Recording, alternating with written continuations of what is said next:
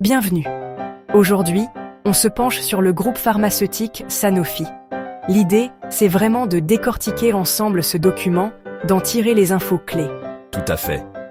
Et peut-être pour commencer, un mot rapide sur le secteur pharma. C'est un domaine qui est porté par des tendances assez fortes. On pense bien sûr au vieillissement démographique, ça c'est clair. Mais aussi toutes les innovations, les immunothérapies, les vaccins évidemment. Sanofi est bien placé là-dessus. Et puis il y a la concurrence des biosimilaires aussi, il ne faut pas l'oublier. C'est un secteur qui résiste plutôt bien aux crises économiques en général. Oui, on dit souvent ça. Résilient. Exactement. Avec un intérêt de plus en plus marqué pour les maladies rares, les maladies chroniques, et puis la digitalisation qui change pas mal de choses aussi. D'accord. Bon contexte. Alors Sanofi là-dedans, qu'est-ce que la note nous dit spécifiquement sur eux? C'est un groupe français, un poids lourd mondial. Oui, un acteur majeur clairement, très axé sur la R&D, la recherche et puis la commercialisation des médicaments. Alors, elle met en avant leur position de leader dans les vaccins, c'est connu, mais aussi la santé grand public. Et puis ce qu'on appelle le pipeline de R&D, les futurs médicaments quoi. Apparemment, il est assez solide. Plus de 60 projets en cours. Plus la présence mondiale, plus de 100 pays.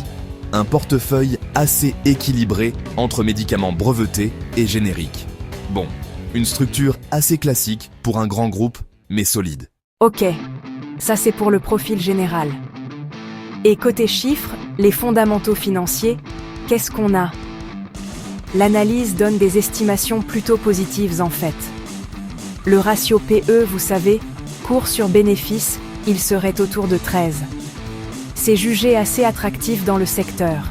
Surtout, la rentabilité ressort bien. Le ROE, retour sur capitaux propres, attendu vers 16-17%. Et une marge opérationnelle qui semble confortable, au-dessus de 20%. Ça veut dire que l'entreprise gagne bien sa vie avec ses activités principales. Intéressant. Et l'endettement, souvent un point sensible. Maîtrisé, d'après la note. Le ratio dette sur fonds propres est bas, autour de 0,3, 0,4. Ça suggère une gestion prudente. Pas trop de risques financiers de ce côté-là à première vue. Bon, des fondamentaux qui semblent tenir la route donc. Comment ça se répercute sur l'action et pour les actionnaires, selon cette analyse? Le cours actuel estimé où? Mais ce qui est frappant, ce sont les projections d'évolution. Elles sont assez larges en fait. Sur un an, ça irait de moins 10% à plus 8%. Et sur 3 ans, c'est encore plus large, moins 15% à plus 25%. Exactement, ça reflète les aléas, les risques du secteur dont on parlait. Mais il y a un point qui attire souvent l'attention chez Sanofi, c'est le dividende. Là, la note insiste sur l'historique 30 ans d'augmentation consécutive. C'est assez exceptionnel. 30 ans, effectivement. On a un chiffre pour l'année dernière par exemple? Très bien. Mais un dividende élevé, parfois, ça peut cacher une faible croissance ou alors un taux de distribution trop important. Qu'en dit la note? 75%, c'est beaucoup? Soutenable? 17%? D'accord.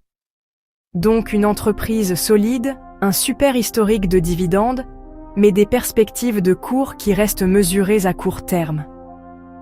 Quels sont les freins, les risques identifiés par la note? Ce sont un peu les risques classiques du secteur pharma. D'abord, la pression des États, des systèmes de santé sur les prix des médicaments. Ensuite, l'expiration des brevets. Quand un médicament phare perd son brevet, la concurrence arrive vite, notamment les biosimilaires.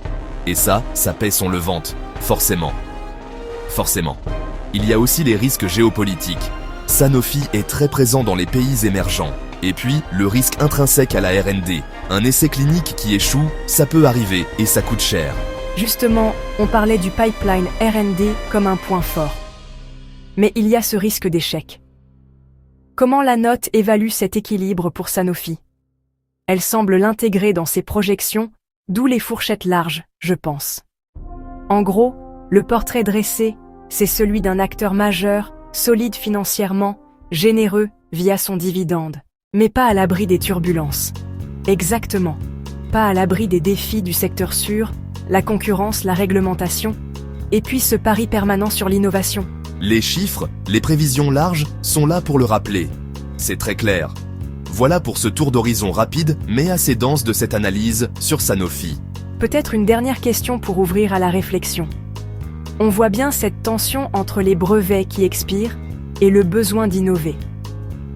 Comment est-ce que Sanofi pourrait, dans les années à venir, réussir ce grand écart? Défendre ses anciens produits tout en lançant les nouveaux pour vraiment assurer sa croissance future, au-delà de ce qu'on voit à un an, c'est sans doute là le grand défi stratégique.